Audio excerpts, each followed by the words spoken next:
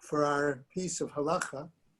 Again, we're going to continue with a topic associated with the Yamim Noreim, Rosh Hashanah, Yom Kippur. And it may have some greater impact for some of us who might be actually davening in our apartments rather than in shul or even outside. If you've been to Eretz Yisrael and for Rosh Hashanah, Yom Kippur, where you know that most of the floors are stone, like in many of our apartments, and not necessarily carpeted, or even you've been in shul, you see that people will put a handkerchief or paper or something down before kneeling at certain parts of the davening.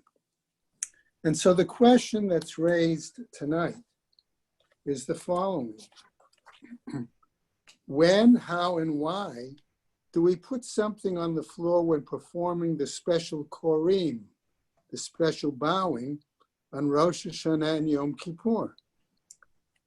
And so in Megillah, Gemara Megillah, it relates that when Rav arrived in Babylonia, he refrained from falling on his face during Tachanan as the locals did. One of the Gemara's explanations is that there was a stone on the floor in front of Rav, and therefore he was forbidden to fall on his face. This prohibition is found in Vayikra. You shall not place an Evan Maskit in your land to prostrate on it. This practice, which was performed by idol worshippers, is forbidden outside the Beis HaMikdash, even when one does so in service of Hashem. Commentaries, of course, differ widely on the exact meaning and understanding of the term Evan Maskit, but generally agree that it applies to any stone floor, as seen in the Rambam.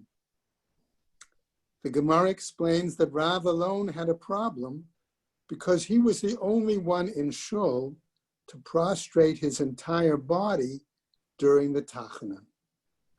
The Mishnah Brura summarizes the Ramah in Orach Chaim and other early authorities in regards to the following.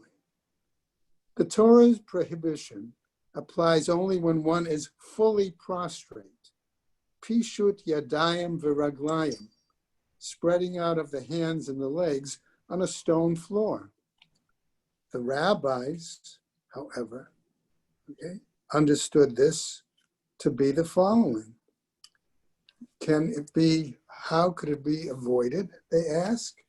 Or what way can we see a leniency?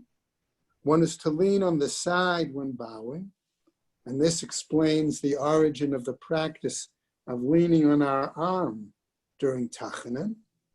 Or another is to place something in between the body and the floor. The Rivash cites Rav Shrira Gaon, who says that we forbid pishut yadayim v'raglayim on any floor out of the concern that there might be stone underneath. The Magen Avraham leans toward the following claim in this regard. Covering a stone floor with cut grass, as was customary for bowing on Yom Kippur, solves even the Torah-level prohibition. Yet stone covered by earth is a problem, according to Rav Shrira, because the layer of earth merges with the stone.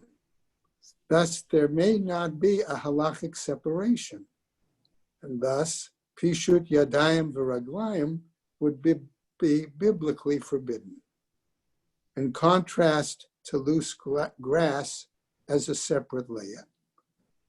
And if pishut yadayim raglayim is biblically permitted, then the idea of a separation, any material, perhaps even carpet, is questionable. However, not all agree that a covering allows one to bow in a way that would otherwise be a Torah prohibition. Note that this concern, which troubled poskim like the Mishnah Brura, no longer applies in some communities. That's because we do not do that kind of bowing.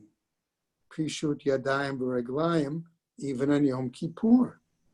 Therefore, a separation suffices for a stone floor and might not be needed for a non-stone floor. What counts then as stone? Bricks are not considered to be like stone. But the Shevet Halevi says that marble is like stone, although it would seem that concrete is more like brick than stone. Piskei Tshuvot cites Rav Elyashiv as saying that it is like stone because there may be small rocks still contained in the concrete. Thus, there seems to be ample room for leniency if one does the kidah, the complete prostration, on a carpet or a linoleum that is on top of concrete. However, most people use towels or papers anyway. We'll end this with a further note. The most crucial part of the body to separate from the floor is the head. If one cannot find something for a separation, he can lean to the side on his arm or even spread his tallis beneath him. Let's hope and pray that we spend Yom Kippur in the Beit HaMikdash at one day, where even then one may bow on the stone. Now, however, we follow the practices outlined. I want to wish everybody a Shavua Tov,